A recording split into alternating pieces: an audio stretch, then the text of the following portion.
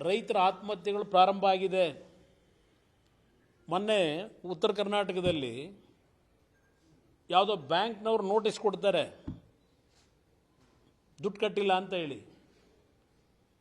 ಹೆದರಿ ಆತ್ಮಹತ್ಯೆ ಮಾಡ್ಕೊಂಡಿದ್ದಾನೆ. ಇಲ್ಲಿ ಹೇಳ್ತಾರೆ ನಮ್ಮ ಆಫೀಸರ್ಗಳು ಮೀಟಿಂಗ್ ಕರೆದು ಈ ವರ್ಷದ ಇದನ್ನು ಡೆಫರ್ ಮಾಡಬೇಕು, ರೈತರಿಗೆ ತೊಂದರೆ ಕೊಡಬೇಡಿ ಅಂತ ಹೇಳಿ. ಆದರೆ ವಾಸ್ತವಾಂಶ ಗ್ರೌಂಡ್ ರಿಯಾಲಿಟಿ ಇರೋದೇ ಬೇರೆ.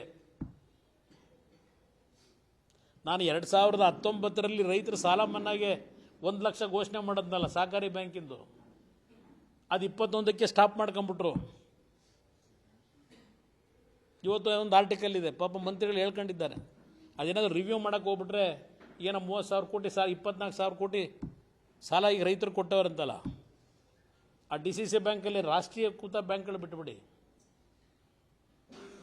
ಈ ವರ್ಷ 30 ಲಕ್ಷ ರೈತ ಕುಟುಂಬಗಳಿಗೆ 24 ಲಕ್ಷ 24,000 ಕೋಟಿ ದುಡ್ಡನ್ನು ಕೊಟ್ಟಿದ್ದೀವಿ ಅಂತ ಹೇಳ್ಕೊಂಡಿದ್ದಾರೆ. ಇದೆಲ್ಲ ಒಂದು ಭಾಗ ಬರೆದಾರೆ.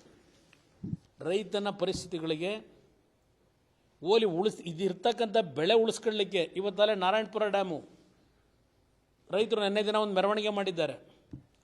ಮೆಣಸಿನಕಾಯಿ ಬೆಳೆ, ಹತ್ತಿ ಬೆಳೆ ಉಳಿಸ್ಕೊಳ್ಳಿಕ್ಕೆ ನಮಗೆ ನೀರು ಕೊಡ್ತಾ ಇಲ್ಲ, ನೀರು ಬಿಡಿ ಅಂತ ಹೇಳಿ ನಾರಾಯಣಪುರ ಡ್ಯಾಮ್ನಿಂದ ನೆನ್ನೆ ಒಂದು ದೊಡ್ಡ ಮಟ್ಟದ ಬೃಹತ್ ರ್ಯಾಲಿನೂ ರೈತರು ಮಾಡ್ಕೊಂಡಿದ್ದಾರೆ. ಇದರ ಬಗ್ಗೆ ಸರ್ಕಾರಕ್ಕೆ ಏನಾದರೂ ರೈತರ ಬಗ್ಗೆ ಚಿಂತನೆ ಇದೆಯಾ ನಿಮಗೆ?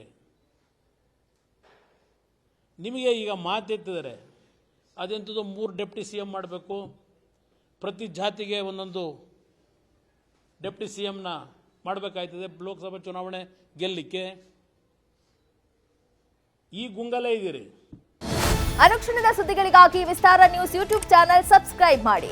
ಹೊಸ ಸುದ್ದಿಗಳ ನೋಟಿಫಿಕೇಶನ್ಗಾಗಿ ಬೆಲ್ ಐಕಾನ್ ಕ್ಲಿಕ್ ಮಾಡಿ. ಲೇಟೆಸ್ಟ್ ಅಪ್ಡೇಟ್ಸ್ಗಾಗಿ www.vistaranews.com ವೆಬ್ಸೈಟ್ಗೆ ವಿಸಿಟ್ ಮಾಡಿ. ಅಂಗೈಯಲ್ಲೇ ಜಗತ್ತಿನ ಸುದ್ದಿ ತಿಳಿಯಲು ವಿಸ್ತಾರ ನ್ಯೂಸ್ ಕನ್ನಡ ಆಪ್ ಡೌನ್ಲೋಡ್ ಮಾಡಿ.